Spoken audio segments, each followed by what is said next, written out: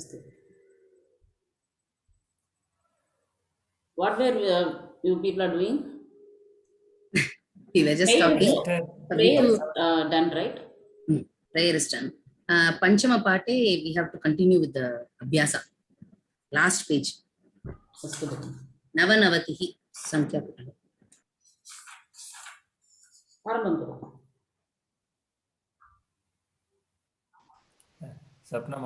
Okay.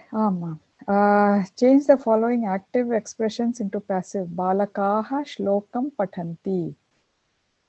Balakaihi shlokaha patyate. Right? Shlok. Isn't it Patyeta? Oh, patyeta. Ama. No, Pathanti. No, Patyate. Latlakare, right? Yeah, patyate is correct. Just passive only,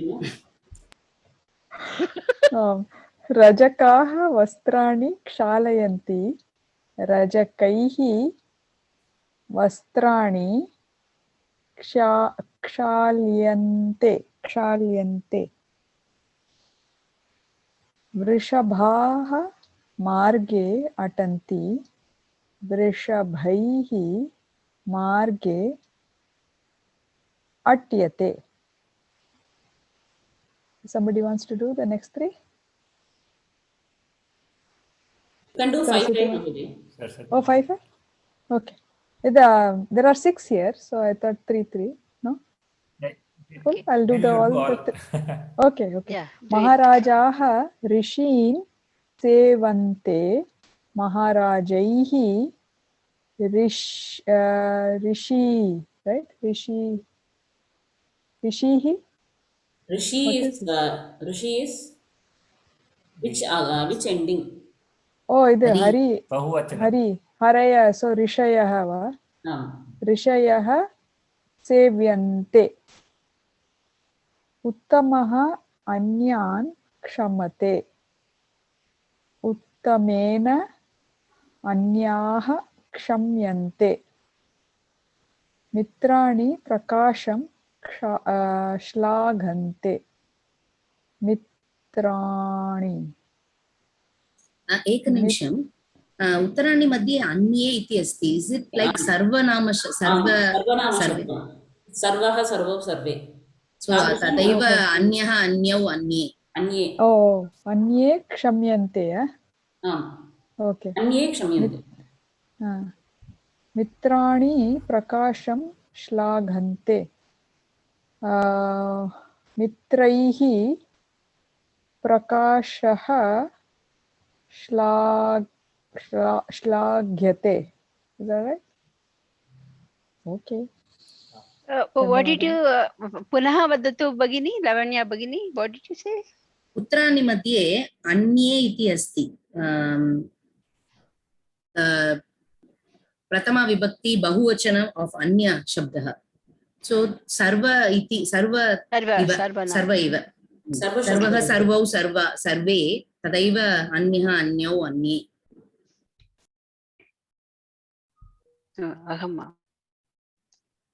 Okay. Answer the following questions. What are the 2 possible meanings for Lokanatha? Lokanatha, one is the leader of this world. Natha is the master. For the lokam is the world. For the Lokanatha. Another one is requesting the world, like the beggar. Yeah, one is beggar. Yeah. For one, the world is the master. For one, the world is the master. Loka, yeah. Loka is the Natha of him, that is beggar. For the another one is he is the Natha of the world. Lokanam Natha. Lokanam Natha. Whom do the officers label as horses? Why is it Lokanam? Shouldn't it be Lokasya Natha? Lokasya Natha. Lokanam, it's in Bahuvachanam, right? There are so many lokas. So many lokas. Samastapadam. So I think whatever that. No, they are including all the lokas. Bhulokam, Bhuvarlokam, like that. They have the list, no? For that. Okay, okay. Whom do the officers label as horses? The officers. The even the donkeys. The officers are labeling even the donkeys as horses. So this is from that story. No, all was- animals that have So- tails are labeled as horses. all tails. So this poet is talking to a donkey, but he's telling the donkey, any animal with a tail will be labeled as horse, so you can go and enjoy Okay, it. okay. Where is this from? This is in the Subhashitam. Chatushlokam or Subhashitam. Shubhashitam? Chatushlok. Okay. No, Chatushlokam. Chatusloka. Okay. What do small fellows do? What do small fellows do? They start the small work and get tensed. Yeah, that one. Oh, small fellows. Okay.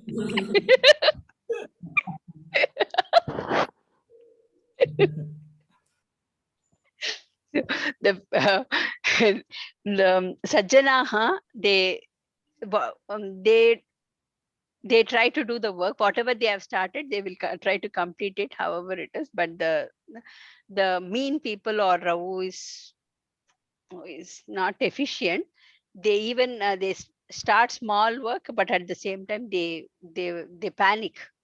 Is that for the Subhashitam, right? I don't remember. I'm sorry. Yeah. Nowadays, my memory is going very, very bad. But you're You're still right. able to recall. It's in page number 90. 99. Huh? 90. No, this Shubhashitam is in page number 90. Arabanthe alpamevagnaha. So the ignorant start only the petty works and become agitated. The wise undertake great deeds with discretion and never get put up. That's what I meant. Okay, that's fine. In passive voice, which case endings does the karma pada take? The karma pada take the case endings of the case endings. Karma pada is Pratama Vibhakti. Next. Who is next? Anilji? Shall I go? Okay. Correct the errors and rewrite the following. Balakaha gamyate. Gamyate is karmani. So balakena gamyate. Sridharena kampate. Sridharena kampyate. Or I can say Sridharaha kampate. Lataya sarovarha pashyate. Lataya is Tritya. Sarovarha is Prathama pashyate. So Lataya sarovarha drishyate.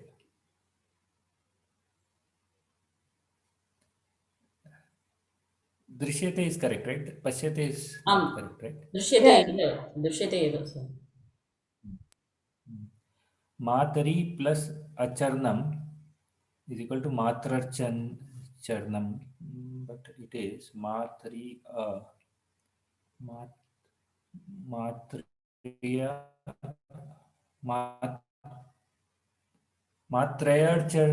matrayarchanam traya. It should be matrayarchanam, right? Ikara plus akara is yeah. Is it correct? Mataryat. Yeah, Mataryachanam. Matrayarchanam. Yeah.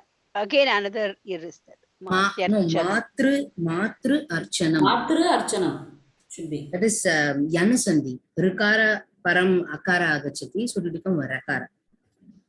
Refa. Matriyarchanam, right? Yeah, Matriyarchanam. Why it is matru? Yeah, that's what even I was thinking.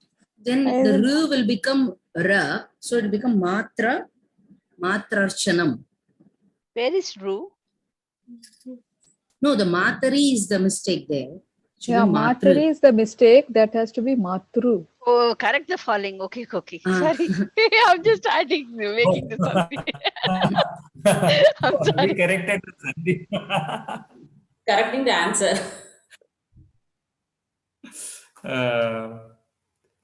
Where are the answers? Page number?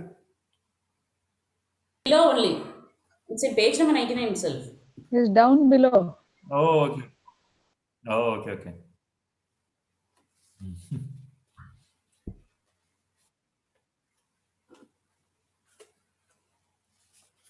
Okay, we'll go to chapter 6 now.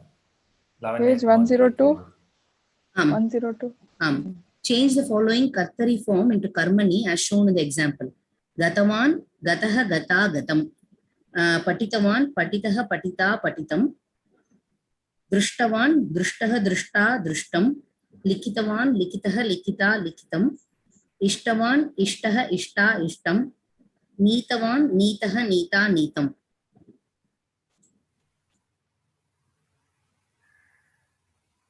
Shall I do next one? Okay. Yeah. Suptavan, suptaha, supta, suptam. Nirudhavan, nirudhaha, nirudha, nirudham. Mrutavan, mrutaha, mruta, mrutam. Militavan, militaha, milita, militam. Dagdhavan, dagdaha, dagdha, dagdam. Kalpitavan. Is it my turn, right? Kalpitaha, kalpita, kalpitam. Vardhitavan, varditaha, vardita, vardhitam. Prakshaalitavan, prakshaalitaha, prakshalita, prakshalitam. Marjitavan, marjitaha, marjita, marjitam. Pitavan, pitaha, pita, pitam. Darshitavan, darshitaha, darshita, darshitam. Okay. Write the bhuta kartari and bhuta karmani forms of the following verbs. Karoti, kritavan, kritavati, kritaha, krita, kritam. Janati, jnatavana, janitavana. Jnatavan. Jnatavan, jnatavati, jnatavan, jnatavati. Jnataha, jnata, jnatam. Shaknoti, Shrutavan, right? Shaktavan. Shaknuvan. Shaktavan. Shaktavan. Shaktavan, Shaktavati. Shakta, Shakta, Shaktam.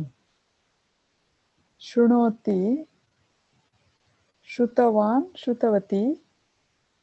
Shruta, Shruta, Shrutam. Dadati. Dattavan, Dattavati. Datta, Datta, Dattam. Krinati. Krinitavan, Krinitavati. Krinitavati. Kritavan. Kritavan, Kritavan, Kritavati. Krita, Krita, Kritam. Smarati. Okay. Smarati, smritavan, smrutavati, smrutam, smrutavat, smrutaha, smrutaha, smruta, smrutam. Apasarati is apasrutavan, apasrutavati, apasrutavat, apasrutaha, apasruta, apasrutam. Why are you Apaharati. saying, 1 minute, why are you saying apasru? I am saying the Napumsakalinga form too. Napumsaka also. He's basically confusing us. Okay, don't worry. Okay, don't. I won't say. Okay. Overachiever. No, please go ahead. No problem. Generally, just that was his joke. No, since please. they have given 3 forms, I'm saying 3 forms here also. Okay. Yeah, please go ahead. Apaharati, apahrutavan, apahrutavati, apahrutam, hrutavat, apahrutaha, apahruta, apahrutam. and kampate is kampitavan, kampitavan, kampitavati, kampitavat, kampitah, kampita, kampitam, vardhate, varditavan, varditavati, varditavat, vardita, varditah, vardita, varditam. Frankly, I had no idea about the Napumsakalinga form. Good Have we learning. done it? No, Have we we haven't done done it, but there is we a have form. not done. There is a form like that. Ah, It's like paditavat, paditavati, paditavanti. Like the what's that? Tavatu pratyaya. Tavatu. Yeah, tavatu form only, but we have not done it in detail. For If example, you look at that in the that what is that website we see, there it is given all this. You no, can how see to all the form three. a sentence? Can you help me just make a sentence yeah, from like mama mitram patitavan. Patitvat. Patitavat. Mama Paditavat. patitvat. Patitavat. And I think it will decline like Bhavat Shabda. Yeah.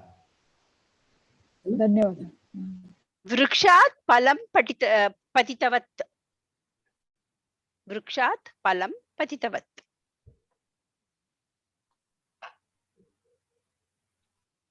Change the following sentences into passive Change voice. the Oh, following sorry. sentence. Sorry. Sorry, I thought it was my turn. Sorry. Change Go And ahead. following sentence. it is in RSS book 1 that the level 1 that book almost to the end it is. No, in the middle, sorry. Change the following sentences into passive voice. Udharanam, बालः विद्यालयं गतवान्, बालेन विद्यालयः गतः. शिक्षिका Balena श्लोकं Vidyalayah. पठितवती. Mahodi, sorry, I didn't hear. गतः. I didn't hear, sir. That is already there. I just read what is there. Shamyata.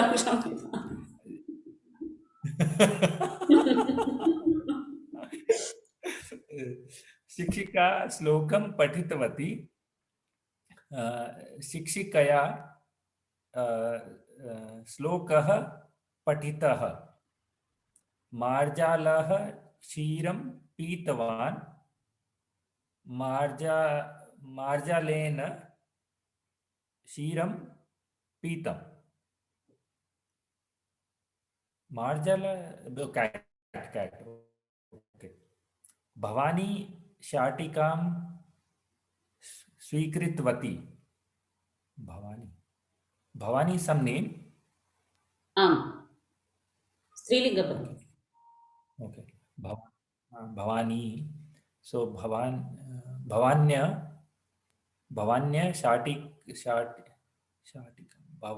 शाटिका स्वीकृता. Bhavanya, right? Bhavanya, not Bhavanya. Is it? Bhavanya.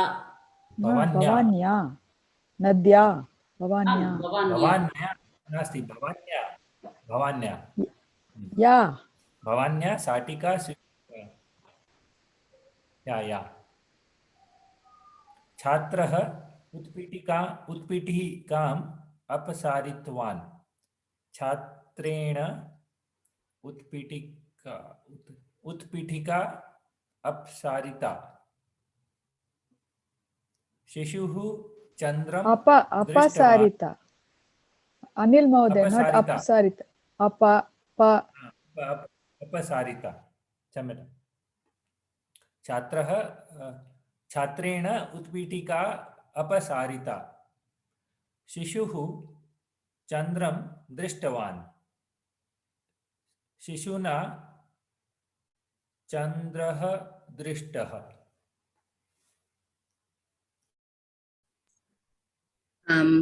परीक्षा निर्वाहकः विद्यालयान् अवलोकितवान्. परीक्षा निर्वाहकेन विद्यालयाः अवलोकिताः. उद्यानपालकः सस्यानि आरोपितवान्. उद्यानपालकेन सस्यानि आरोपितानि लिपिकाराः सञ्चिकाः सञ्चीकृतवन्तः लिपिकारैः सञ्चिकाः सज्जीकृताः बालिकाः लेखनीः पातितवत्यः बालिकाभिः लेखन्यः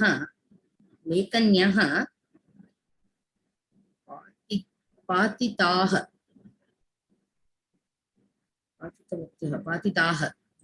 अध्यापकः बालकान् प्रेषितवान् अध्यापकेन बालकाः प्रेषिताः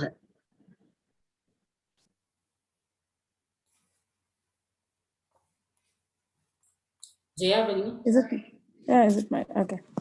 What was done or not done by someone is indicated below. Write the sentences in past tense and passive voice as shown as example.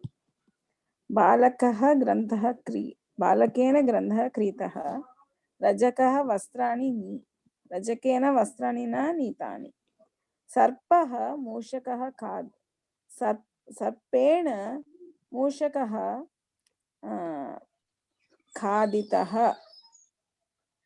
न खादितः गृहिणी पाकः गृहिण्यः पाकः कृतः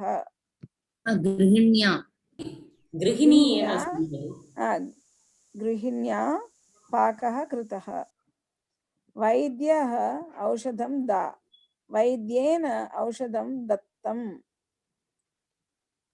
न दत्तं क्षीरं शिशुना क्षीरं न पीतं यात्रिकः संकेतः यात्रिकेन संकेतः न स्मृतः देवः भक्ताः देवेन भक्ताः रक्षिताः धनिकेन माला नीता अग्रजेन अनुजा न निन्दिता शिष्येन गुरुः वन्दितः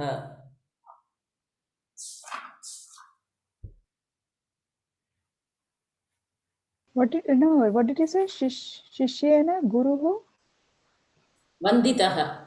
Vandita.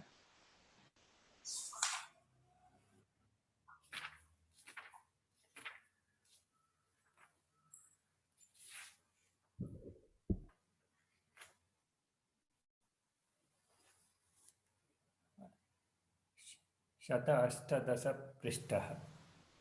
116. Join the following words. 118. 118. Oh, we are not. Okay. Translate the following sentence. Oh. 118. Okay. Translate the following sentences using words ending in ta pratyaya. Directions were given by the leader.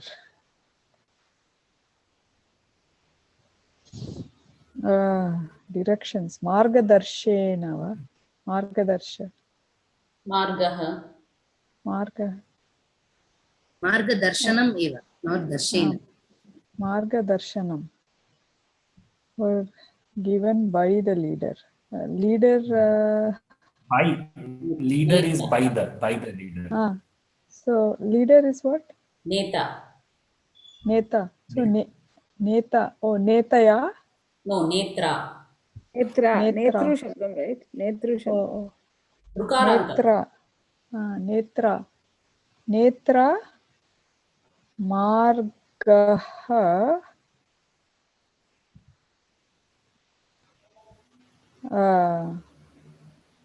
Diyatah va? Ta pratyaya. Dattavan. Oh, Datta. Oh, ta pratyaya. Oh, what is the other pratyaya? Karmani. Dattam. Margadarshanam ityukte dattam. Margah ityukte dattah. Okay. It is directions. Yeah, but not. Plural. Directions. So Marga Darshaniya. Margaha iti svikuru. Darsana. That will be. Margaah dattaah va? Hmm. Okay. Oh, if you see the answer, it is Otherwise, Marga Suchanaha. Dattani. Huh? We literally took it as direction marga. They took it as guidelines. They have given in the sense of guidelines, but it is also correct. What else they give? Okay. They have given Nayakena Suchanaha Dattaha. Suchanaah dattaah. Okay.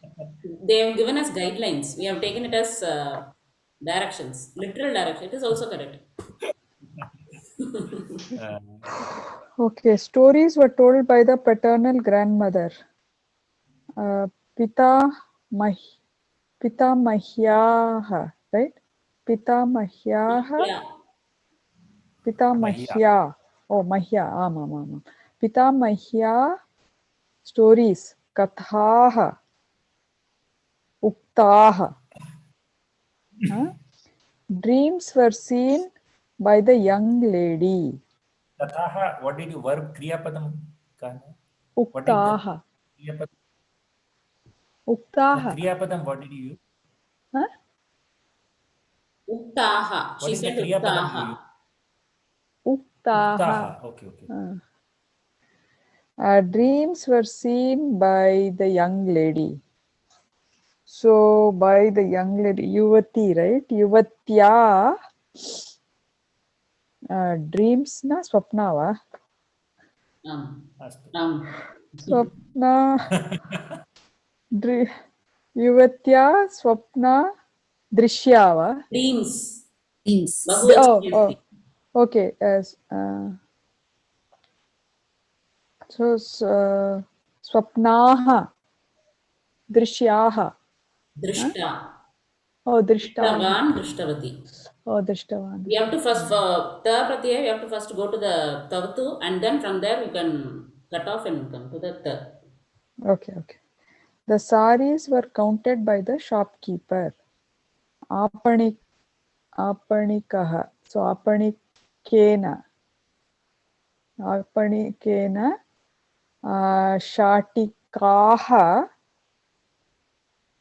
Counted na. Ganayati. Ganayati. Okay. Ganitavan, Ganitavati, Ganitaha.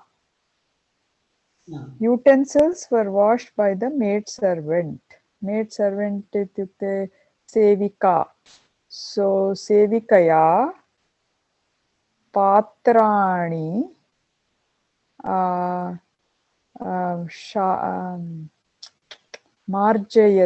marjitavan, marjitavati. So marjitani. Trees were shown by Suresha. Sureshah. Okay. Sureshena vrikshaah shown. Shown ityukte darshitavan, darshitavati, darshitaah.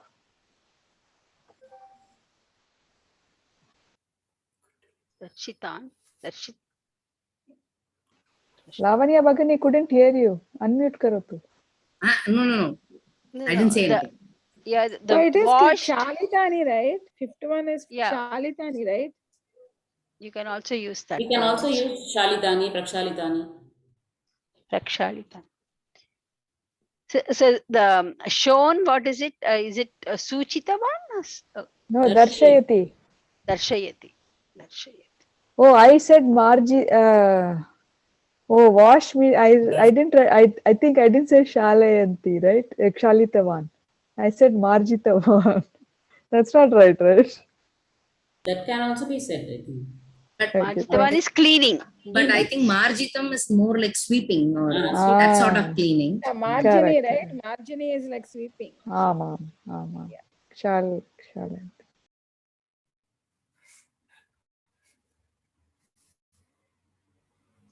It's me.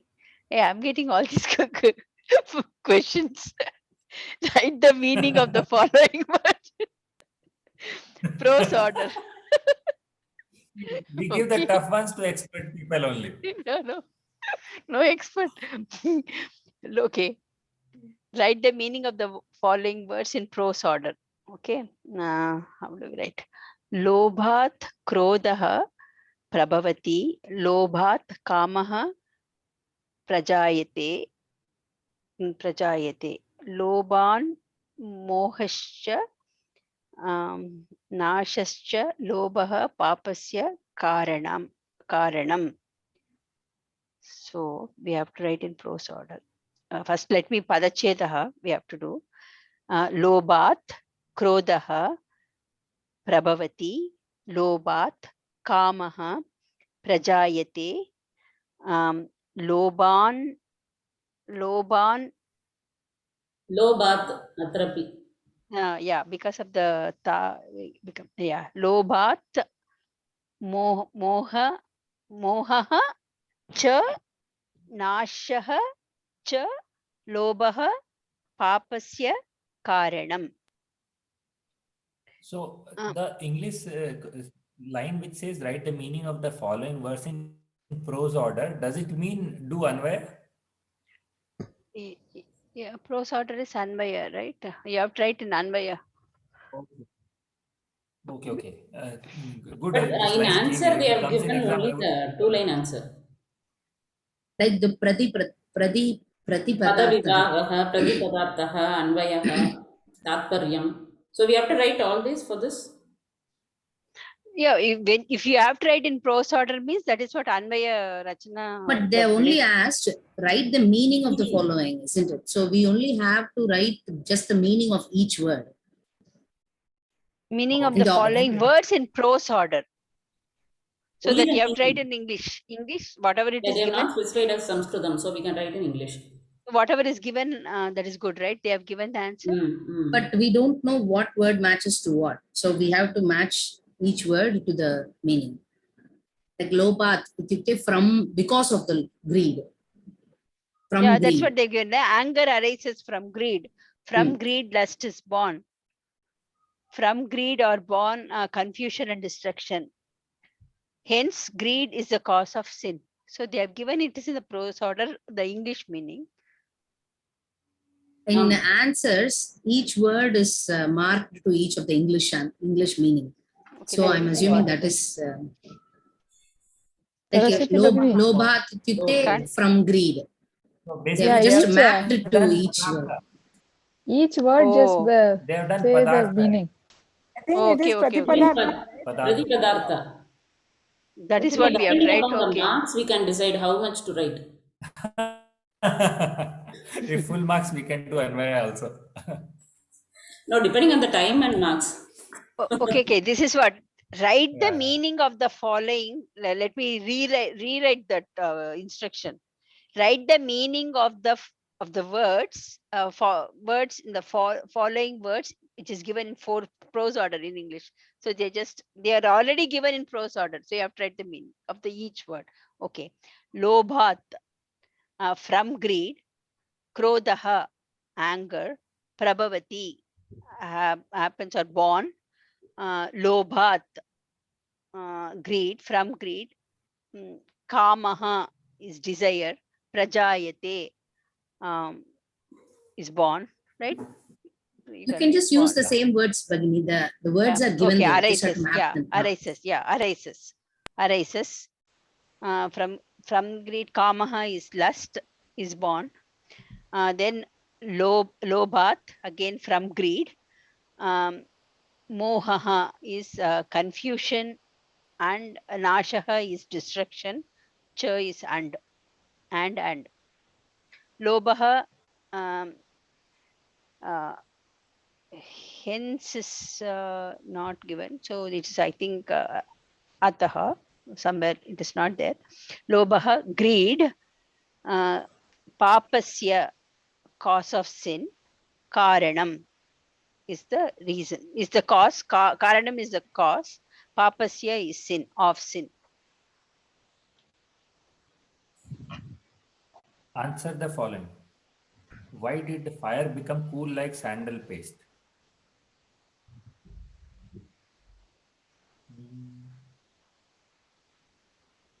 Because she was letting her husband sleep. Pativrat. Due to a Pativratyam. Yeah. Pativrat. Okay. When did arrogance go like fever? Where did this come? Arrogance like fever.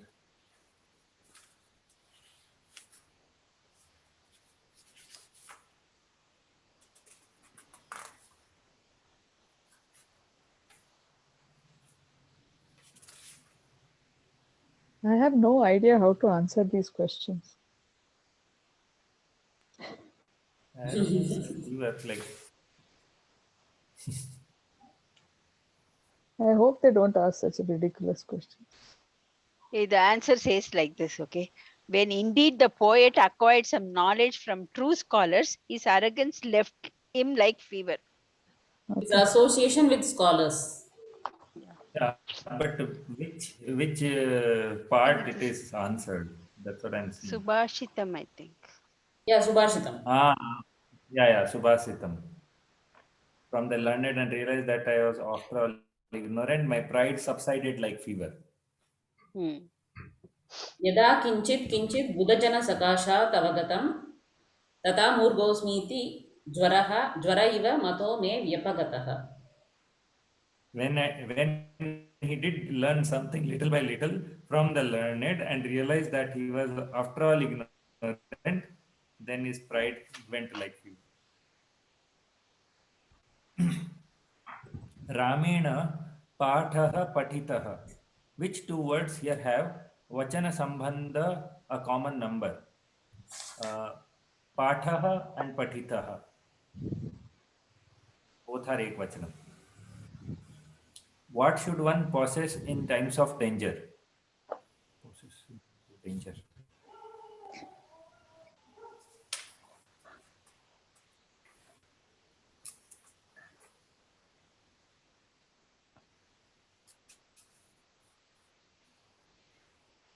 Dairyam. Subhashitam. Where do we get on? That is the general answer, but is that? Huh? Page number 107. Vipatti Dairyam. Vipatti is 107. Oh, okay. It is the next Subhasitam. Next Subhashitam. Courage in adversity. But danger is Vipatti only. The same thing? Adversity. Danger. Okay. Write the Tavyadanta and Anyaranta forms of the root Such. So it will be Suchi Tavya, Suchaniya.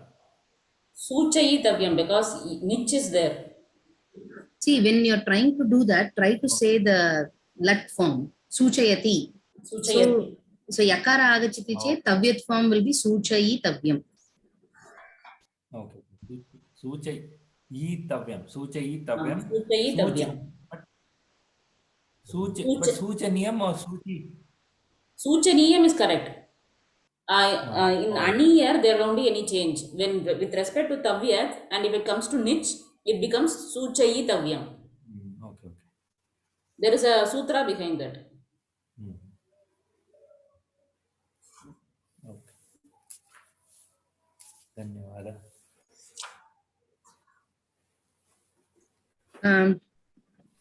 Page number 121. Change the following present tense forms into past tense. Udarana nyayate agnyayata, drishyate adrishyata, gamyate agamyata, shruyate ashruyata, palyate apalyata, kriyate akriyata.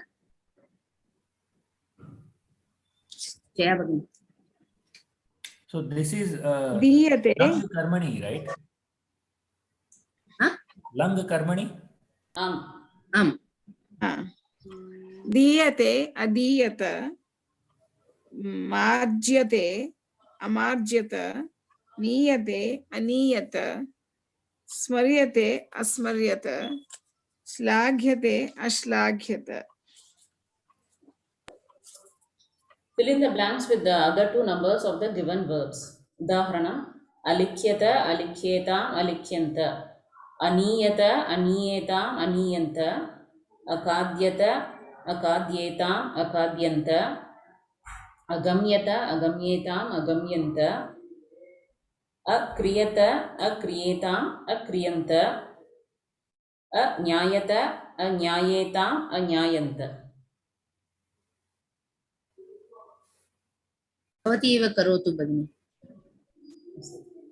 अवन्द्यत अवन्द्येताम् अवन्द्यन्त अदृश्यत अदृश्येताम् अदृश्यन्त अपठ्यत अपठ्येताम् अपठ्यन्त Write the present and past passive forms of the following verbs that are in active voice. Patati, patyate, apathyata. Okay, patyate, lat and lung. Okay, in karmani. Okay, shrunoti. Now Vartaman and Shru, Bhuta doesn't get into our head. Lat and Langa gets into the head. shruyate, ashruyata. Dadati, adiyat, adiyate, adiyata. दीयते Lat दीयते lat you're saying is adiyata both Dadati, what is a lat chi karmani lat karmani lat diyate. but you told adiyata Oh, Avram, lung is adiyata, dane. adiyata Pachati, pachyate, apachyata. Harati, haryate, aharyata. Bhagini that is a special form I knew it. Harati. रेपः आगच्छति चेत् it is confusion. Harati, hriyate va? Hriyate. Hriyate, Hriyate. ahriyata. Ahriyata Ahriyata. Patayati, patayati, patyate, apatyata va? Khadati, khadyate, akhadyata. Chintayati, chintyate, achintyata. Vandate, vandyate, avandyata. Smarati, smaryate, asmaryata. Darshayati, darshyate, adarsyata. Isn't it Smriyate? Mama? Which one? Smarate. Smaryate. Smaryate, asmaryata. Smaryate. Isn't it Smriyate? Smaryate smru we have to go for the dhatu smru like kriyate like smaryate Okay. And Darshyate is Darshyate or Darshata. Okay. Saraswati. Change the following Bhuta Krudanta forms into Lang Lakara, third person singular. Krutam, Akriyata, Stapitam, Astapita, stapyata should be Stapyata, so the lung will be Stapitavan, right? so the lung will be astapyata Astapyata. Bhagini, Oh, tell okay, the yeah, lat form first and then you remember the lat form and then you that say. form Kshalitam,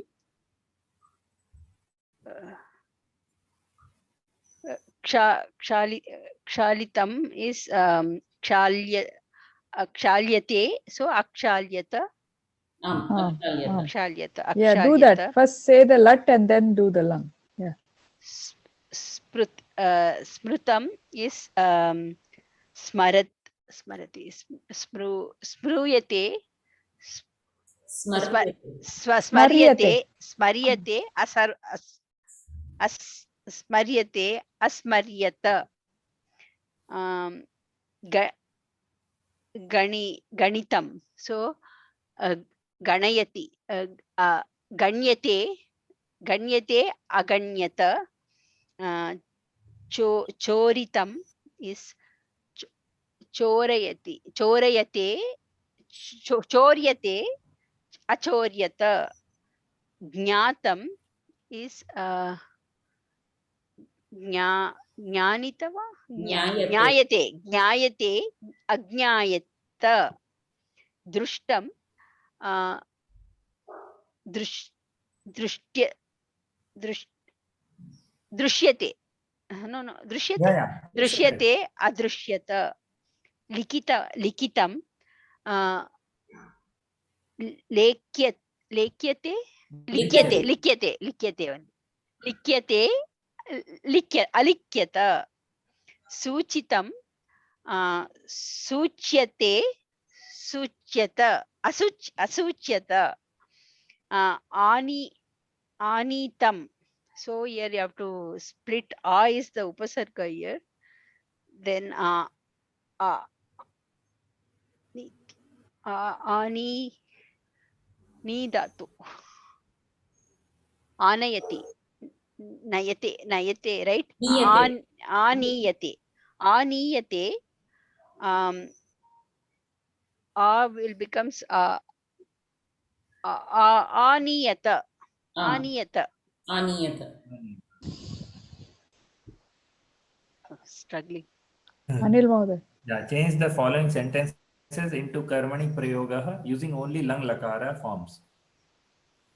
उदाहरणं सः ग्रन्थम् अपठत्, तेन ग्रन्थः अपठ्यत, प्रबन्धक पानीयम् अपिबत्, प्रबन्धकेन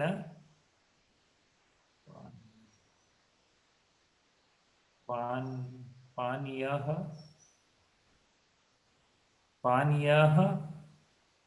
अपियत् पानीयम् only पानीयम् अपियत, चोरः कण्ठहारम् अनयत्, चोरेण कण्ठहारः अनियत, अनिरुद्धः पोलिकाम् अखादत्. What is polikam? Poli. Holy dish. Sweet dish. Sweet dish. Oh. Oh, Puran poli. Puran poli. Oh, okay. अनिरुद्धेन पोलिका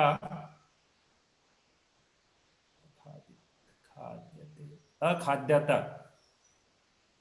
लक्ष्मणः अखाद्यन्त खलु बहुवचन न. खलु पोलिका इस् एकवचनम् अस्तु लक्ष्मणः आञ्जनेयम् अपश्यत्, लक्ष्मणेन आञ्जनेयः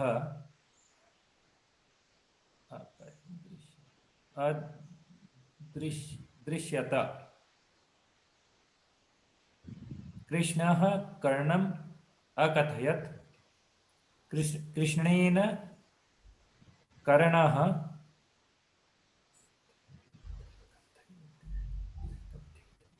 अकथ्यत, पाण्डवाः ज्येष्ठान् अस्मरन्,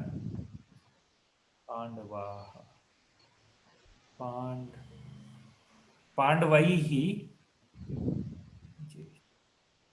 ज्येष्ठाः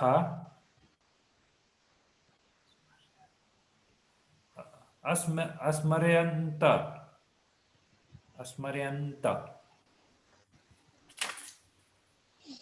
जनाः नाटकानि अलिखन्,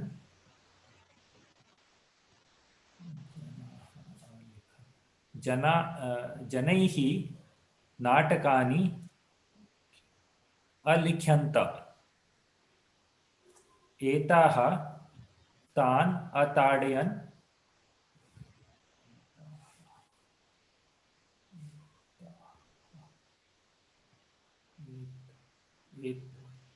एतस्मै. एताः. Oh, okay, okay. एताः.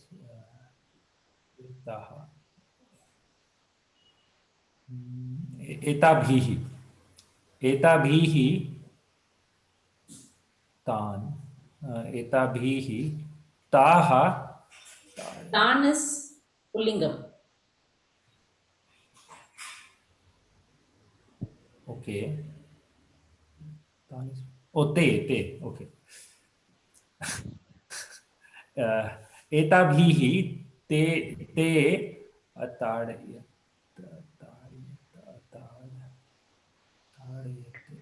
अताडयत. It's बहुवचनं. पुल्लिङ्गम्. अताडयन्त. आम्, अताड्यन्त. एताभिः ते अताडयन्त. आम्. वयम् एताः असूचयाम. अस्माभिः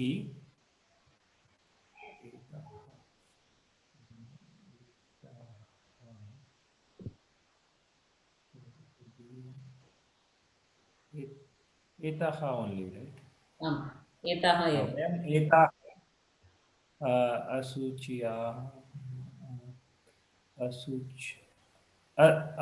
असूचयन्तः. आम्. ते जनान् अनिन्दन्. ते, so it will become तैः. आम् तैः तैः जनाः अनिन्दयन्त.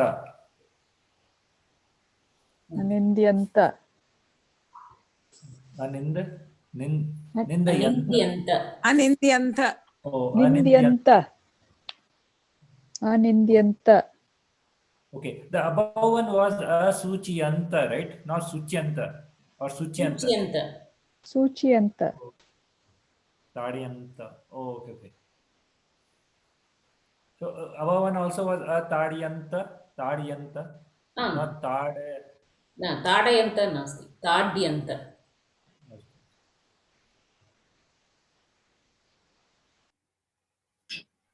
Using passive past participles, change the following sentences into passive voice. Udaharanaha, Sunishah Akasham Drushtavan. Sunishena Akashah Drushtah. Balakah Katham Patitavan. Balakena Katha Patita. Taha Charcham Kritavatyah. Tabihi Charcha Krita. Te Vastuni क्रीतवन्तः.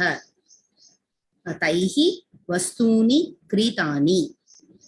जनाः देवं पूजितवन्तः. जनैः देवः पूजितः. आपणिकः धनं दत्तवान्. आपणिकेन धनं दत्तं. सा शय्यां प्रसारितवती. तया शय्या प्रसारिता. के वाक्यानि लिखितवन्तः. कैः वाक्यानि लिखितानि. सीता लतां पोषितवती. सीतया लता पोषिता.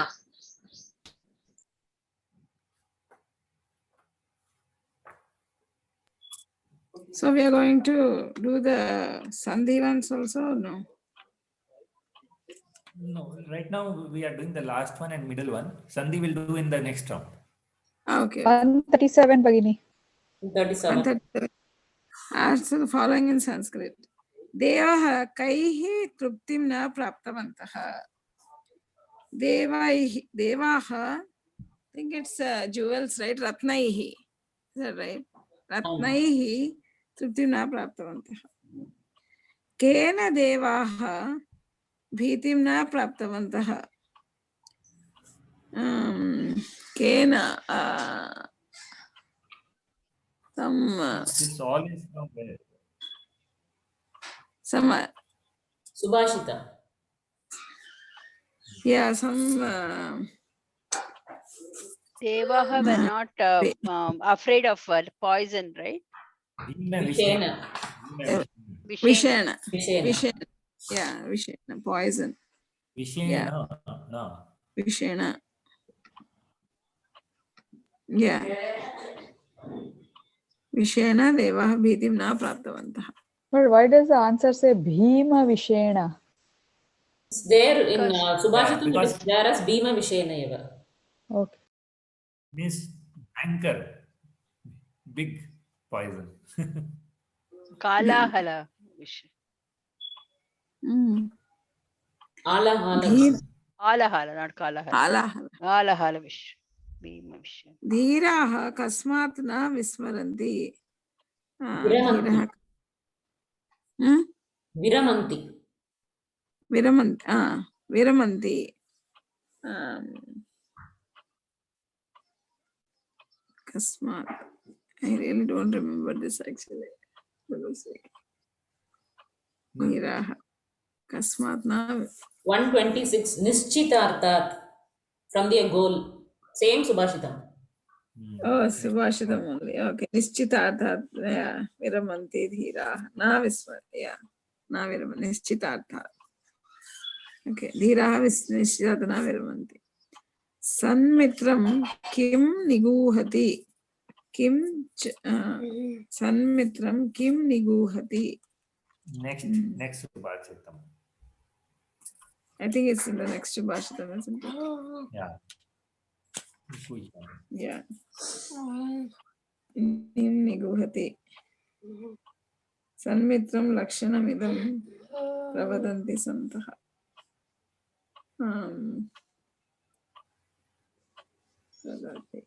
Niham niguhiti Niguhyati yatra asti. Guh ityukte secret. Niguhyate. Secret, What is- right?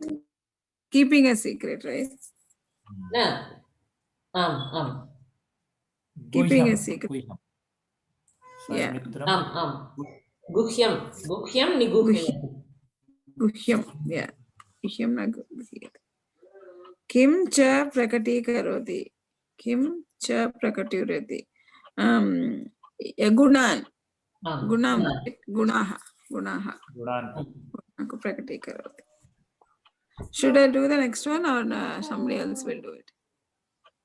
Yeah. Will do. Okay. I'll do a couple, maybe we can. Okay. With the following words. Tama disha dachyutaha. Tam adi. Wait. No. Wait. I'm on the wrong track here. Yeah, correct only, right? I think tam is correct. Tam. What is a possible word you can extract from the last part?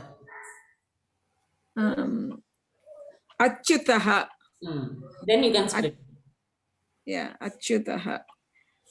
Okay, tam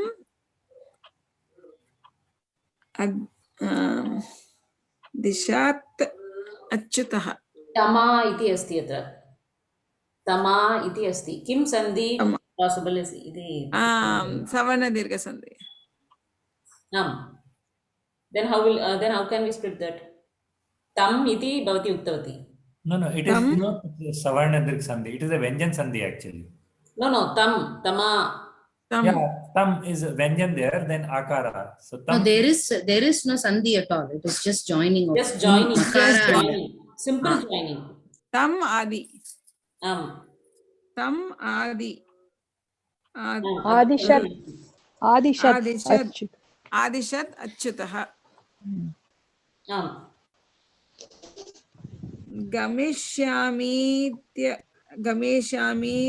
Gamishyamityuvacha. Gamishyami iti uvacha. Astu. Astu. Tama sahaya marakshat. Saha atra visargasya lopaha bhavatu. Saha tam asahayam arakshat.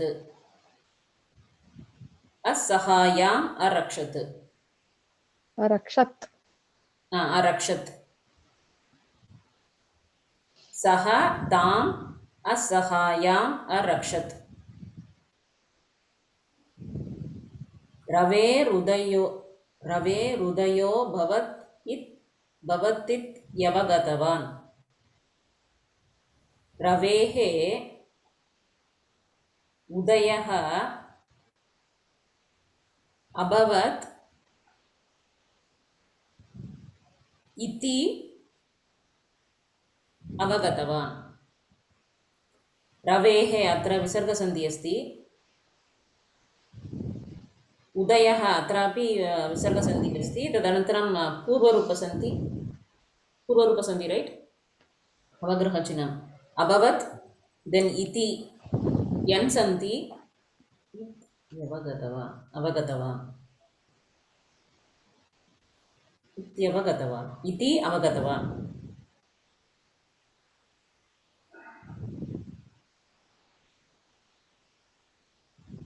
इति plus अवगतवान् plus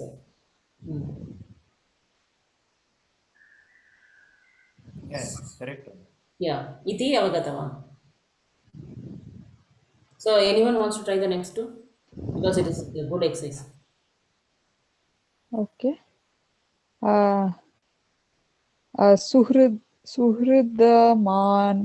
सुहृदमागच्छन्तं पश्यन् नारायणः। सुहृदम् आगच्छन्तम् अपश्यन् नारायणः। Apashyat. अपश्यत्, correct, अपश्यत्। Double nakara asti chet tatra. आमाम्। ओके, पुत्रो भवतीति स सन्तुष्टो भवत्। पुत्रः भवति इति सः सन्तुष्टः अभवत्। Okay. I have a question here. Here we said it is apasyat plus Narayan, so it is apasyan Narayan. Suppose we have apasyan or suppose pasyan and Narayan, then how will it that join? That also will join like pasyan Narayan, right? I don't know actually. There is double nakara. Usually, if you split in shlokas based on the parayana shlokas, I'm telling there will be nakara. I don't know what will happen if there is nakara and there nakara also. You have to study Vyanjana Sandhi for that fully. Because Pashyan is also possible. Yeah, Shatru exactly. is there. So to know that, we have to attend Malati class. No, Vyanjan Sandhi is there in Malti class? Yes, Yeah. Vyanjana Sandhi is there. Even we don't know how the Visarga Sandhi works actually. We are just splitting. We don't know how it comes actually. Like that, we don't know how it comes here, Just but by it is experience. Prakara. Yeah. Saraswati Mahoday, you can go ahead. Fine. Translate into Sanskrit using participle forms. Tha pratyayantaha for verbs. God was saluted by him. Tena devaha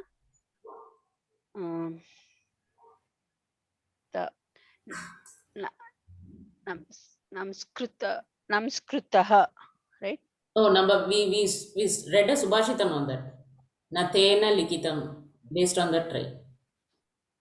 Namati is the word, right? What is the Tavatu form for Namati? you uttered that word. Natavan. So Yeah, nataha. Nataha. The thief was caught by policemen. Arakshakena choraha. Policemen. Policemen. It's a plural. Arakshakaihi choraha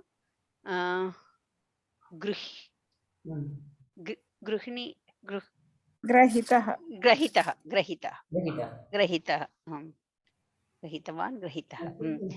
Sentences were written by me.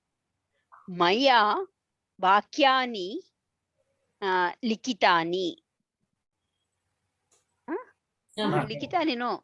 Yeah. Likitavan. Likitani Yeah, eva, correct. vakyani. Okay. Dharma was followed by the people.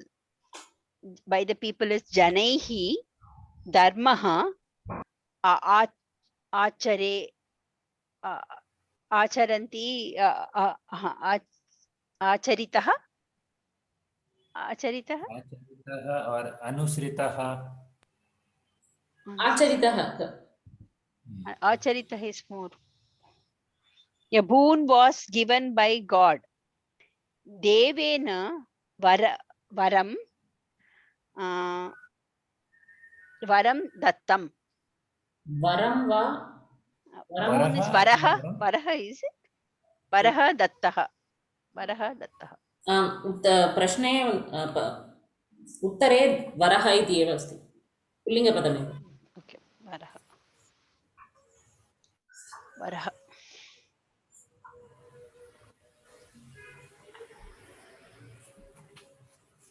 Chapter 140, page 140, 8th chapter. What is the karmani prayoge lot lakara? Write the passive imperative forms lot lakaraha of the following present tense forms as shown in the example. Gamyate, gamyatam. Tadiyate, no, tadiyate, tadayatam. Vandyate, vandyatam. Adyatam. Tadyate. Tadyatam, right? Tadyate. Tadyatam. Tadyatam. Vandyate, vandyatam. Niyate. Niyatam. नियताम्. Piyate, piyatam. Shruyate, shruyatam. Tyajyate, tyajyatam. Gamyate, gamyatam. Drishyate, drishyatam. Jayate, jayatam. Diyate, diyatam.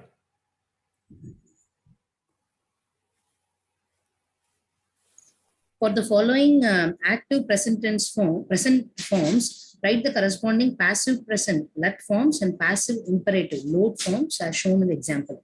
Udarana patati, patyate, patyatam. Likati, likyate, likyatam. Kadati, khadate, kadhyate, kadhyatam.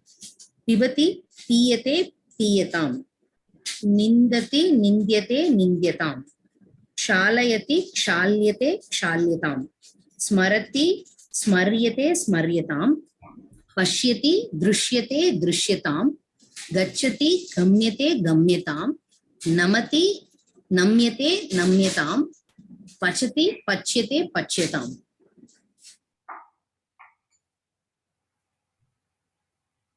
Jayavadni. For the following active imperative forms, write the corresponding passive imperative forms as shown in the example. Kathayatu, kathyatam. Grihnatu, grihyatam. Tyajatu, tyajatam. Shrunotu, त्यज्यताम्. tyajyatam. Right? Tyajyatam. Shrunotu. First one also is grihyatam, grihyatam. Grihyatam. Yeah. Shrunotu, shruyatam. Pashyatu, drishyatam. Sthapayatu, sthapyatam. Pruchhatu, pruchhatam. Rakshatu, rakshyatam. Is No, it pruchyatam or पृच्छ्यताम्. pruchyatam? पृच्छ्यताम्. Pruchyatam. Yeah. It Should be sounds half like- and here. Right. Pruchyatam. Rakshatu, rakshyatam. Nayatu, niyatam. Gacchatu, gamyatam. Marjayatu, marjayatu, marjayatam. Marjayatam. Astu. Using imperative verbs, lot rakarah, change the following sentences from kartari to karmani. उदाहरणं नृपः देशं रक्षतु, नृपेण देशः रक्ष्यताम्। सः धर्मं पालयतु, तेन धर्मः पाल्यताम्। बालकः गृहपाठं लिखतु, बालकेन गृहपाठः लिख्यताम्। ललिता रङ्गवल्लीं लिखतु, ललितया रङ्गवल्ली लिख्यताम्। गीता प्रार्थनां गायतु, गीतया प्रार्थना गीयताम्। सुशीलः स्वच्छतां करोतु, सुशीलेन स्वच्छता क्रियताम्। सन्देशः अमृतवचनं पठतु, सन्देशेन अमृतवचनं वचनम् एव रैट् अमृतवचनं पठ्यताम्। गिरिजा देवं पूजयतु, गिरिजया देवः पूज्यताम्। भवती पात्राणि क्षालयतु, भवत्या पात्राणि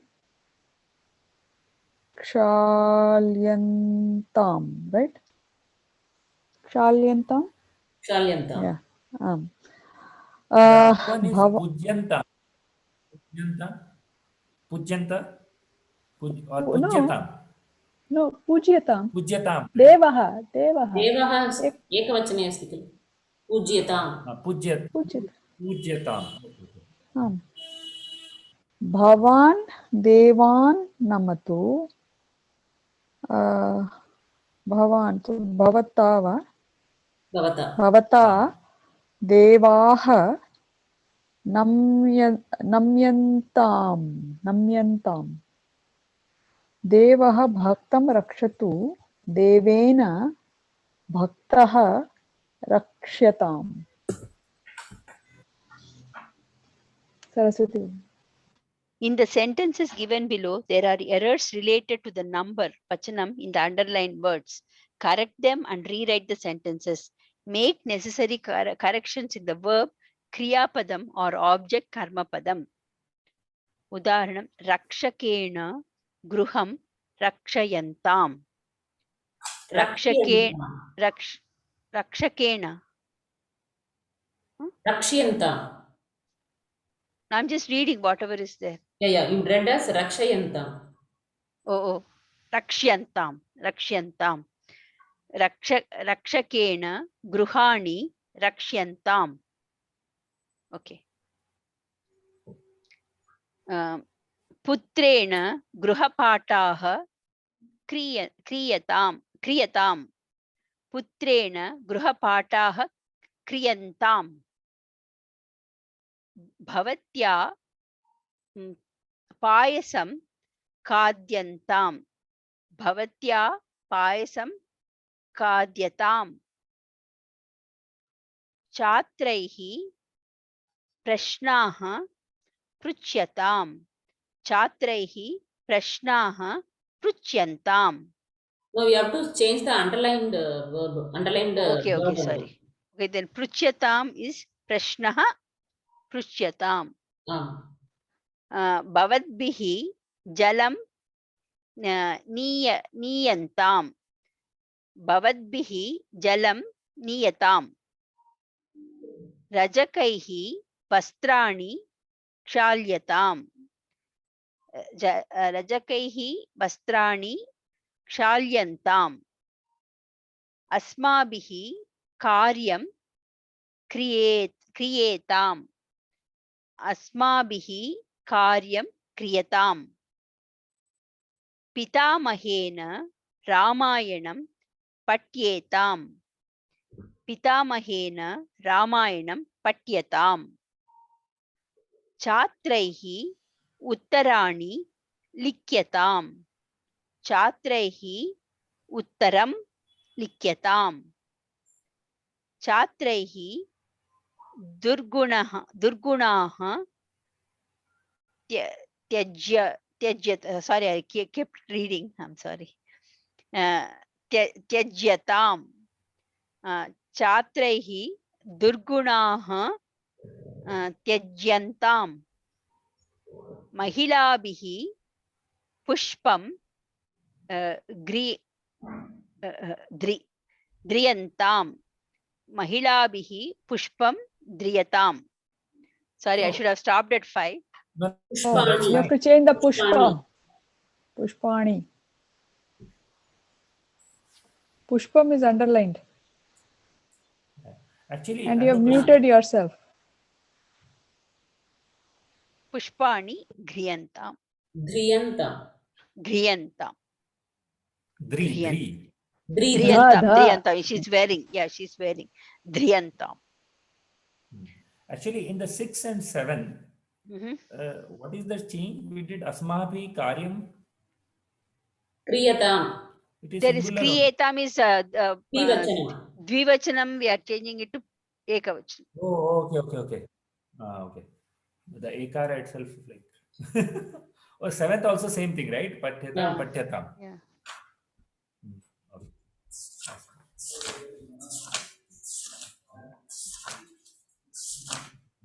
156.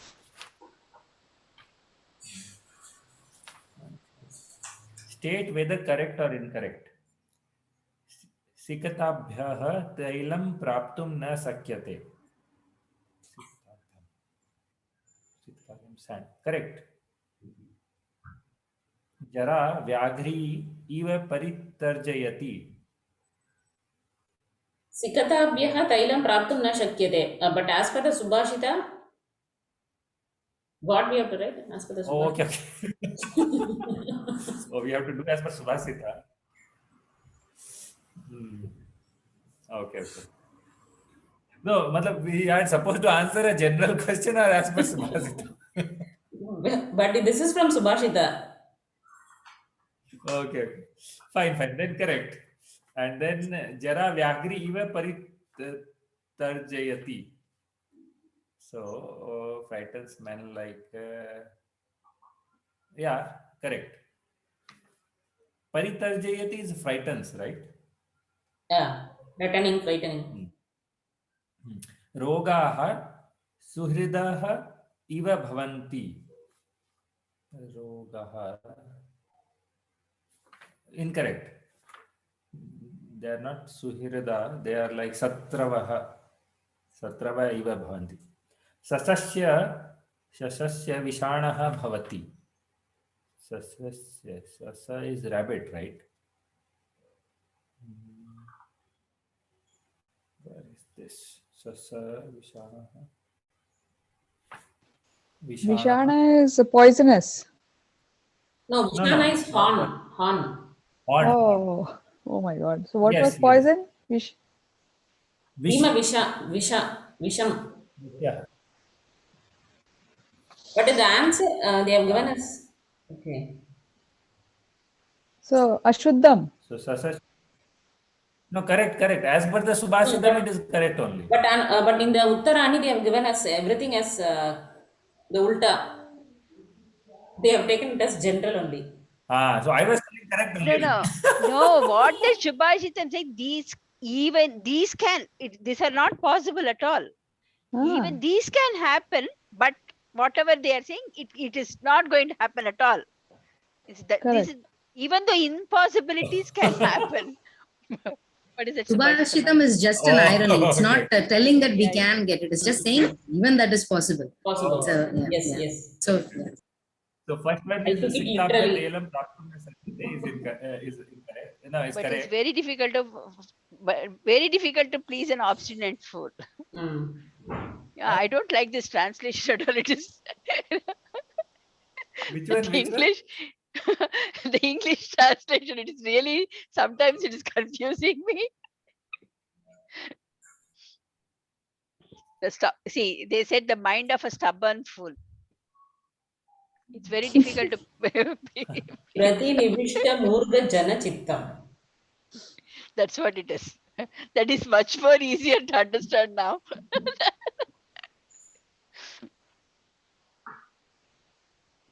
Okay, Panchama.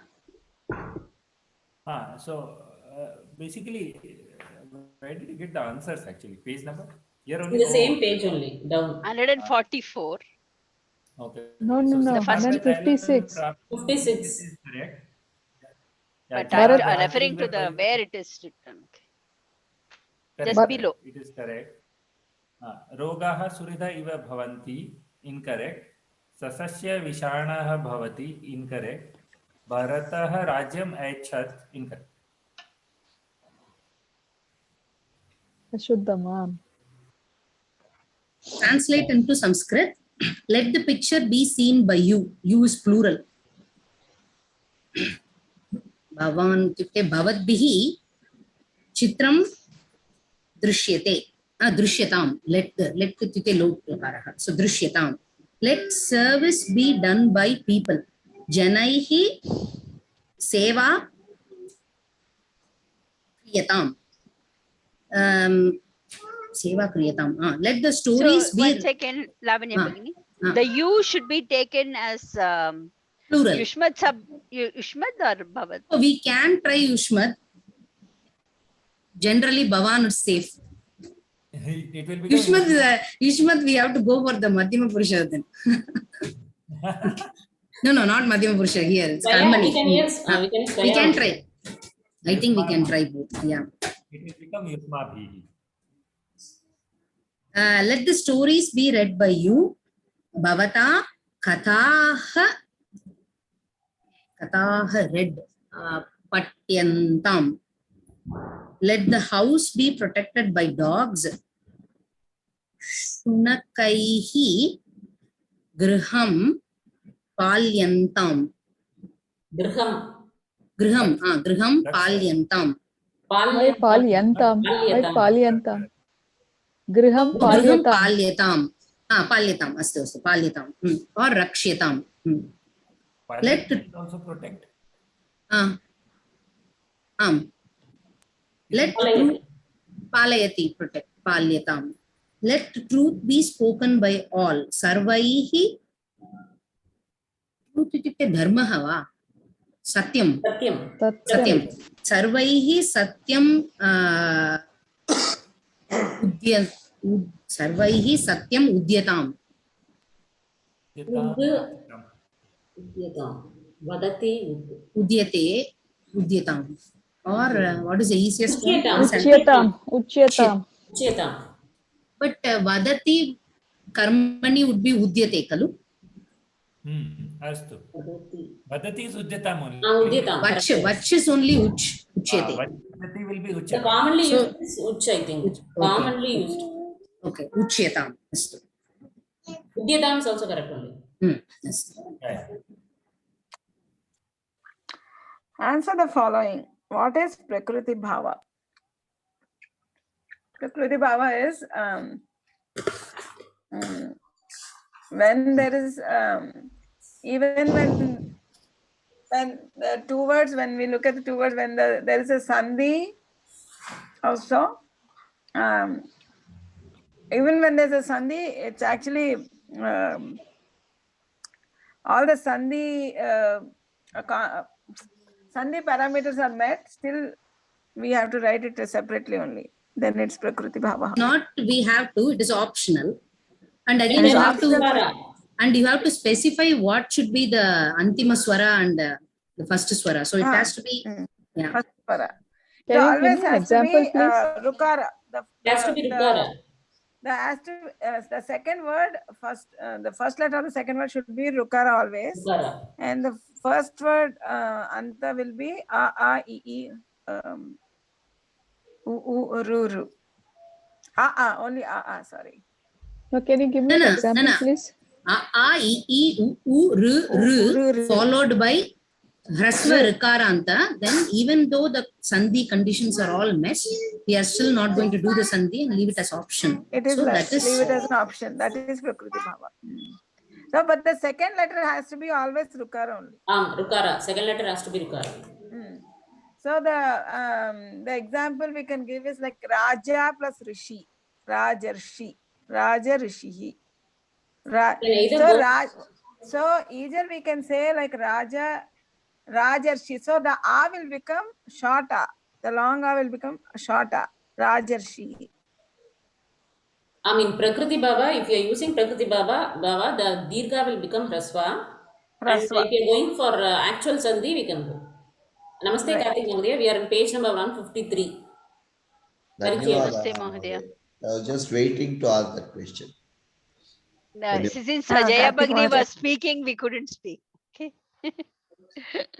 So, Namaste. so that is, yeah.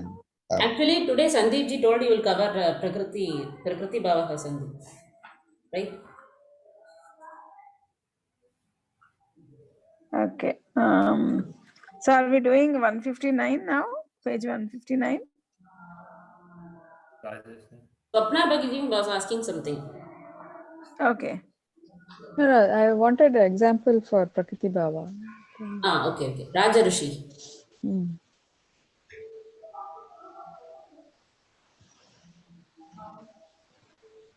Jaya Bhagini can do the next one. Page number 159, right? Yeah. Ah. 156. Write the Tavyat Pratyayanta forms of the following verbs as shown in the example. Udaharana. Gam, gantavyam. 156. Yeah. One more question is there, Bhagini. Oh, you have answered there's that. one. Kshamita. Yeah. Rajarshi, what is the specialty of the former word? So Raja plus Rishihi. So in the answered. Prakriti Bhava, the A will become short A. The long A will become short A. So it is Rajarshi. Okay. Jnatavyam. Nrit. Nartitavyam. Patitavyam. Bhu. Bhavitavyam.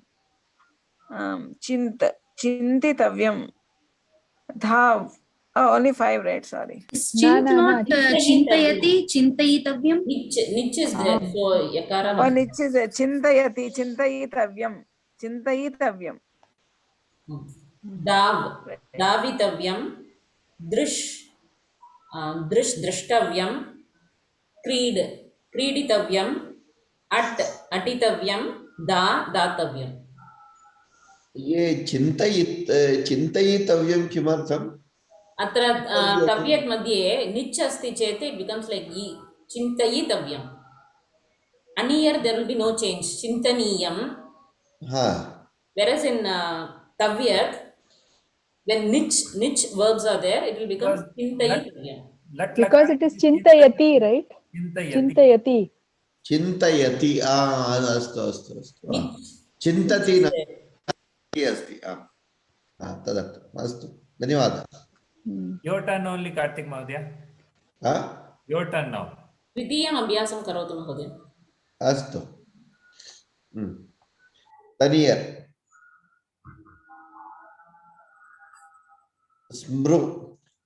स्मरणीयं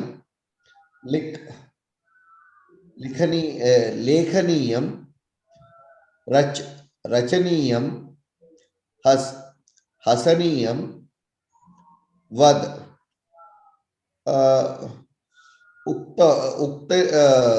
उक्तनीयं किल वदनीयम् अस्तु. Only तव्यं तव्यत् निच् तव्यं निच् अस्तु वदनीयम् अस्तु. Shall I continue? Yeah, complete. Okay. पचनीयं निंदनीयं त्यजनीयं चलनीयम्. Okay. Match the words in the 2 columns. Vrikshaha आरोढव्यः. फलं खादनीयम्. पुस्तकानि पठनीयानि. विद्यालयः गन्तव्यः. वस्त्राणि क्षालनीयानि. असत्यं न वक्तव्यम्. परोपकारः करणीयः. गीतं गातव्यम्. गन्धः आग्रातव्यः आम् आम् अप्रं जलं पातव्यम्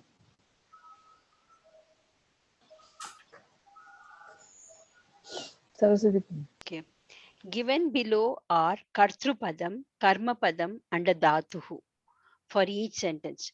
Using them, make sentences in karmani prayogaha with either tavyat or aniyar pratyayanta forms.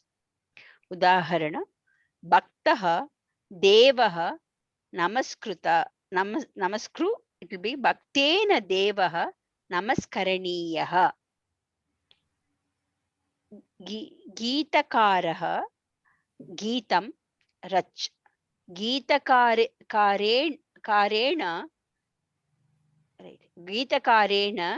गीतं रचनीयं आम् रचितव्यं रचनीयम् or रचितव्यं Will it be rachitavyam or rachayitavyam? What? rachati rachayati means Rachayati is making do one, no? Should be rachati only. रचति रचितव्यं Rachayati. रचयति Rachayati, right? Is it not Rachayati? But Thought it was Rachayati. rachayati means then rachayitavyam. Rachayitavyam. Nich. रचयितव्यम् अम्बा शाकं Another says rachitavyam only. रचितव्यम् If we are given an option for tavyat or aniyar, you safe have to we I can will do pick it. aniyar. Next time you have to I'm go going for to take aniyar. aniyar. Because it is possible that rachayati means making one do, right? Yeah. So rachati atra. And sometimes tavyat is easy compared to aniyar. For it varies. Whichever one we are So comfortable. if the dhatu, if there is a possibility of a niche, then we can go. We can leave it and go for aniyar. Amba shakam karta. So amba ambaya is ambaya only. Ambaya. Ambaya shakam kartitavyam. Shakaha. Shakah Kartayati. Shakam. Kartayati, right? No, it will be shakam only because the word is given as is. We are not supposed to change. Shakam only. Shakam kartaniyam. But is it not shakaha? Kartani. Pullingaha. Shakaha. Should be shakaha, right? Why they have given only everything? Say adartya kumbhaha. Yeah, Shakam. possibly it is applicable in both. That's why they are given one of them. Okay. Possible both forms. So if it is shakaha, then it will be kartitavyaha or kartaniyaha. If it is shakam, kartitavyam. Yeah. Kartaniyam. Yeah, Swapna Mahodaya is showing her hand. I'm showing hand to the little girl. Oh, okay. Sorry, I can't. She keeps on coming to me. So sorry about that. That's okay. Kumbhakaraha, kumbhaha, kru. Kartavya. Kumbhakarena, kumbhaha, kartavyam, karaniyam. Kumbhaha, kartavyaha, karaniyaha. Agrajaha, palam, da. Agrajena, palam, datavyam, daniyam. Karmakari, prakoshtah, marj. Karmakarya, prakoshtah, marjaniyam, marjaniyah, marjitavyah. Grahika, dantapenah, kri. Grahikaya, dantapenah, kritavyam, kretavyam. Yeah, because of the E, it becomes A. Kretavyam, I don't know how it became K, but last week it's, I remember it's K. Because of the, it takes the guna form, like likitavyam. It should be, if there is a Likitavyam. likita, it becomes lekitavyam. K. So it's that way. Yeah, might be. So kretavyam or Kretavyah. kretavyah, because of the thing. Kretavyah, kreniyah. Krayaniyah kalu? क्रयणीयः Krayaniyah. Krayaniyah. Krayaniyah. Aniyar, right? Krayaniyah. Krayaniyah. Krayani, ni, Me, Murdanyana. krayani, krayaniyah. Because of the ra, Rakara. refa. Yeah, krayaniyah. See, that's what I said. Sometimes tavyat is easy. Sajjanaha, dushtaha, parihru. Sajjanaihi, dushtaha, parihruta,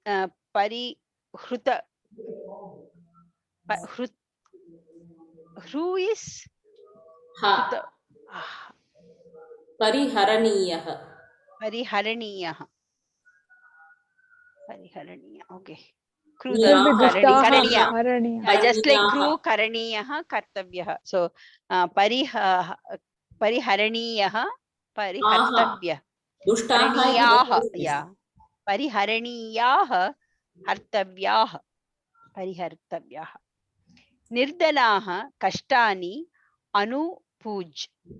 Nirdanaihi, kashtani. Will I get half mark for making the first two correct? Sapna Mahodaya is guaranteeing for us.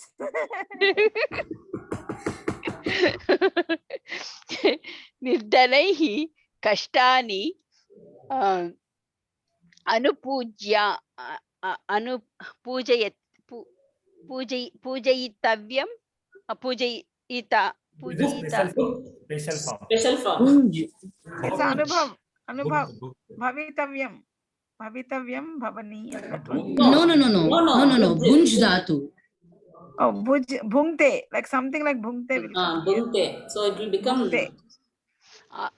Bhungtani, No. Anubhoktavyani.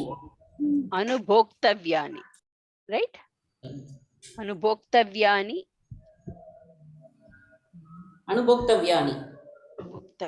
What is the aniyar form? Anubhavaniya. Bhavaniyani.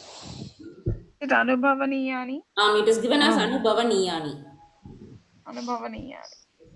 Anubhavaniyani, Anubhoktavyani.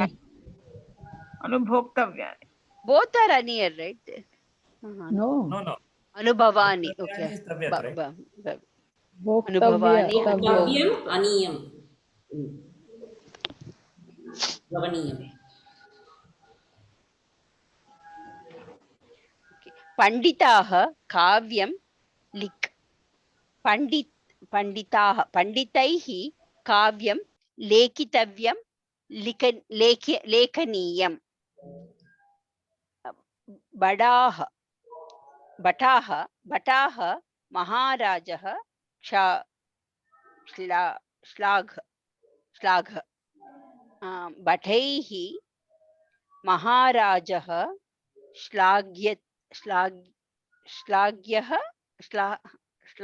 Shlagitavyam, Shlaganiyam. Maharajah.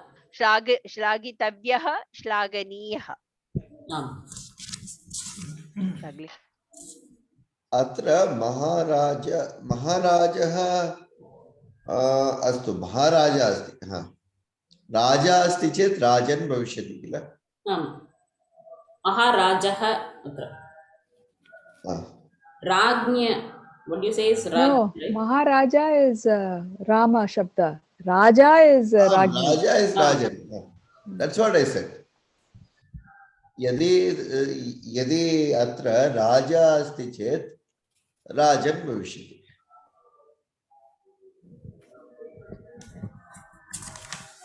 Why? Rajan, because of the No, Prathama. no, I Vibhakti. didn't get what you're saying, Mahadaya. Say that again, Mahadaya. I didn't. If the word is Maharaja, then it goes with Rama Shabda. Akaranta Pullinga. Akaranta. If it is Raja, then it goes with Rajan Shabda.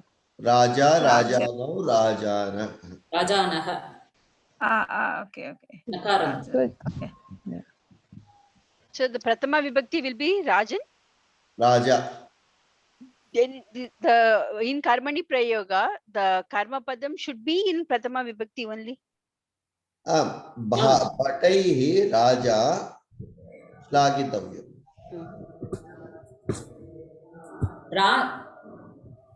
Raja Shlagitavyah. Shlagitavyah. Raja, Shlagitavyah. Shlagitavyah.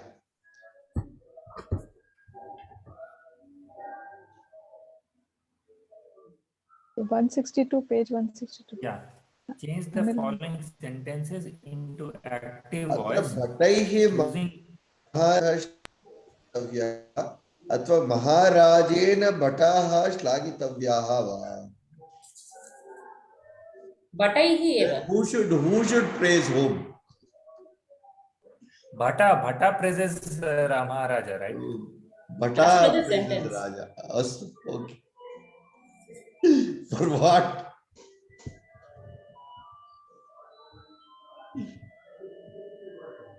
Karthik Mahadaya, it's just a sentence. I know. So even if No they say need to Jai answer Maharaja, for that is still considered as praising. Even if they say Jai. Yeah. So Jai, Raja ki Jai. Astu. Change the following sentences into active voice using ling lakara forms. Ling means vidiling, right? Vidiling. Okay. उदाहरणं तेन पाठः पठनीयः. सः पाठं पठेत्. भक्तेन देवः पूजनीयः. भक्तः देवं पूजयेत्. उत्तमेन शत्रुः शन्तव्यः. उत्तमः शत्रुं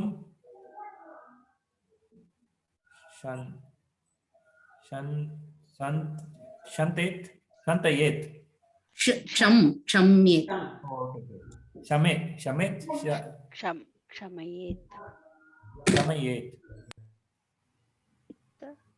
Kshamayet.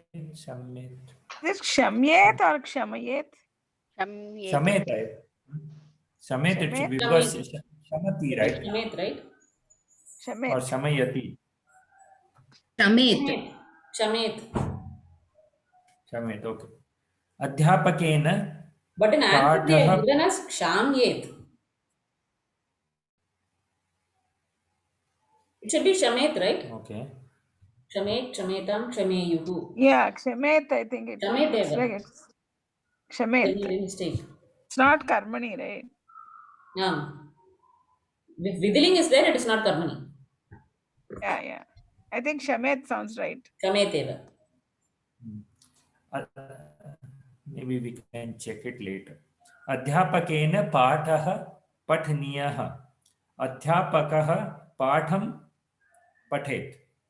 Maya. पाठनीयः इति अस्ति. Okay. Pathayet. यकारः न आगच्छति. अनिल महोदय यकारः न आगच्छति. कर्तरि मध्ये पाठयति पाठयेत् वा? पाठयति अस्तु, पाठयेत्. विधिलिङ्ग. अध्यापकः पाठं पाठयेत्. मया चर्चा करणीया. अहं चर्चां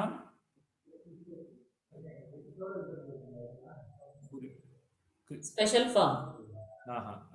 मया चर्चा कुर्यात्. कुर्यात् is प्रथमपुरुषः उत्तमपुरुषे.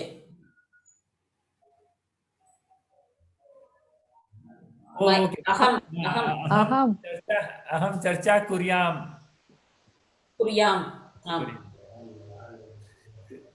So many we have done like lost now. अस्माभिः भागः वोढव्यः. अस्माभिः. So वयं भागं वहेत् वयं वयम् ओके वयं भागं वहेम वहेम वहेम भिक्षुकेण भिक्षा याचनीया भिक्षुकः भिक्षां याचेत् नचेत् किशोरेण विद्यालयः प्रवेष्टव्यः किशोरः विद्यालयं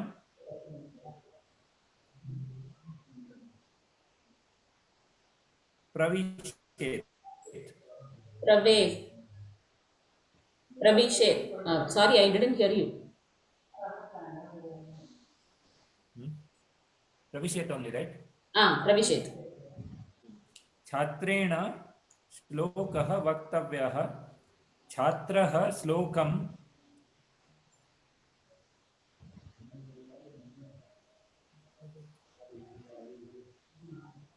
वदेत् नायकेन विदेशः द्रष्टव्यः नायकः विदेशं पश्येत् महेशेन प्रश्नः प्रष्टव्यः महेशः प्रश्नं पृच्छेत् Using the given kartru karma dhatu, make sentences in kartari athwa karmani as indicated in brackets with ling lakaraha athwa tavyat or aniyar pratyayanta forms. Udaranaha manavaha dharmaha pal. Kartari madhye manavaha dharmam palayet. Dushtaha adharmaha tyaj. Karmani madhye dushtena adharmaha tyaktavyah. कृषकः सस्यं कर्तरि मध्ये कृषकः सस्यं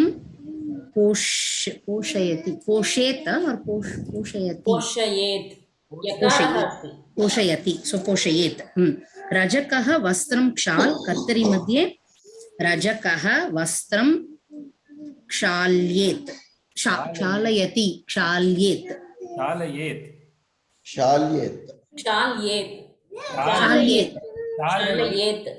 Lakara will be la kshalayet. Karmani will be Karmani halanta form will be there. Kshalayet. Sevika upaharaha ani karmani. Sevikaya upaharaha. This is anitavyah.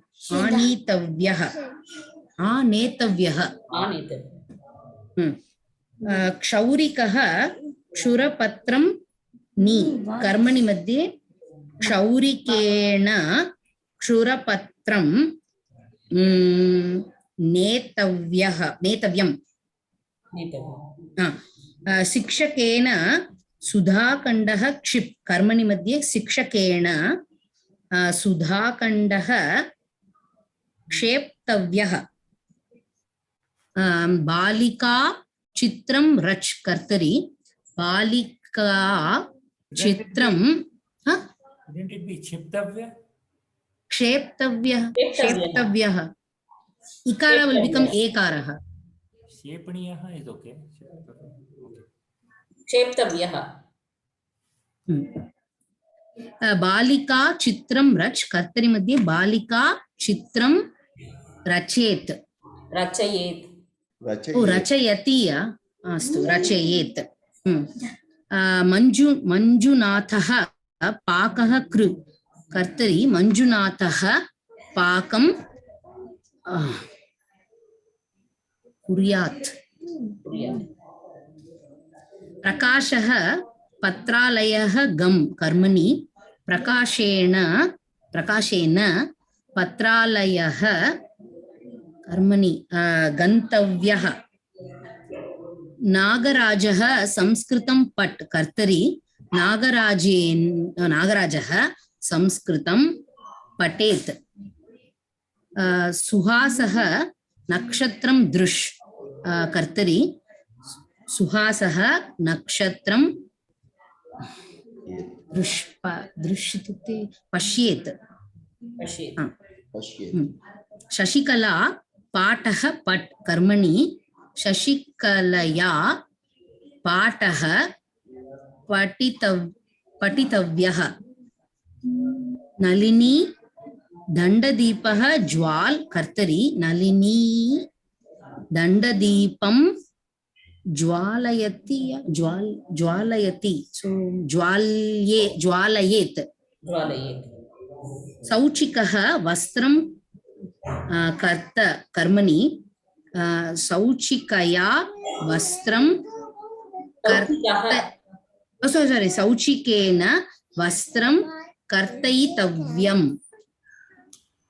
महाराजः आज्ञाधा कर्तरि महाराजः आज्ञां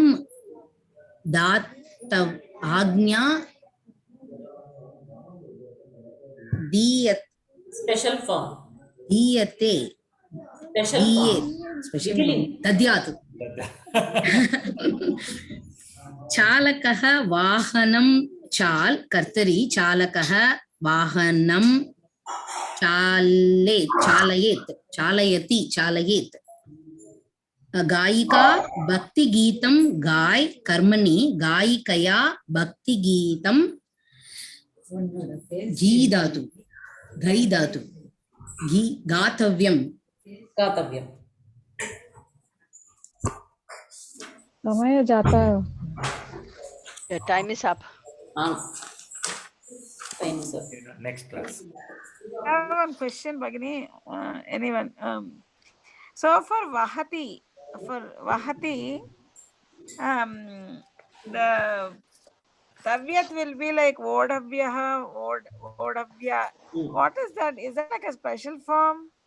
Is that like, say, any other word like that? Yeah, Sahati, Sodavyaha, like that. Anything which ends in ha, dhatu with ha. In Bhasha Pravesha too, the last page we have the full list where you can check with the Tavyat and near forms. Oh, So there we have the list. Vahati and Sahati. Yeah, I have just resent the one that I sent long back for Vahdatu. In Lata group Madhya, I have just sent it. So Actually, in Ashtadhyayi, dhatu, Rach is not listed as a dhatu. Not listed as Dhatu. I am not getting this one for Rach.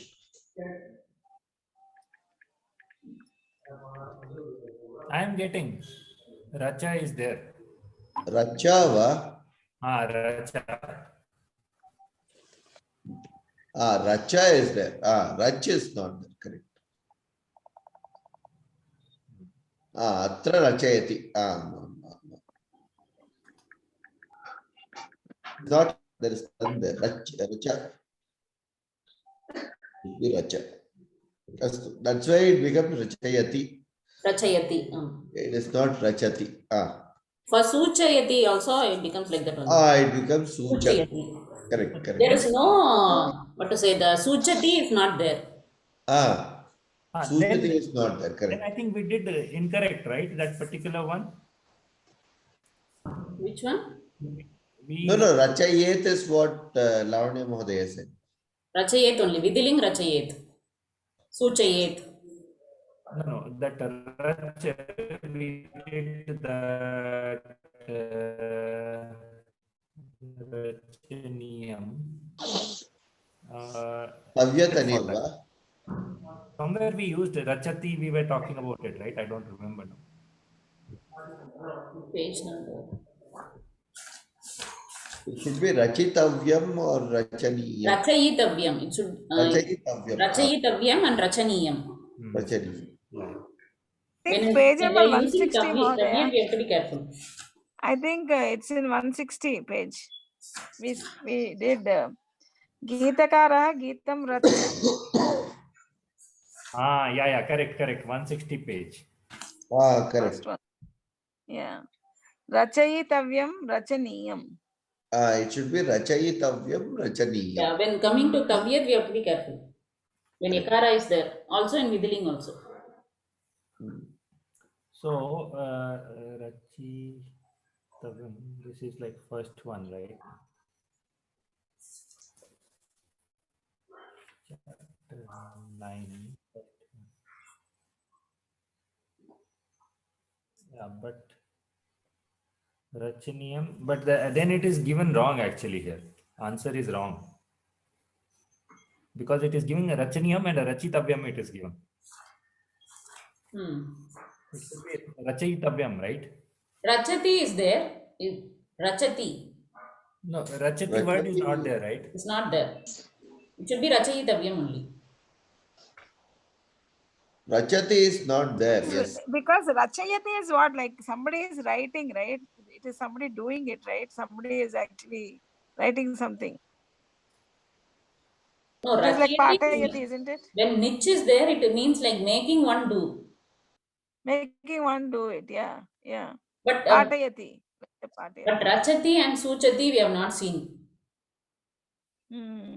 Okay. Though it comes as maybe Darshayati. Darshayati means showing, but Suchayati means he is indicating like that only. Now we for Rachati and Suchati. So in Bhasha Pravesha, it is given as Rachayitum, Rachayitavyam, Rachaniyam.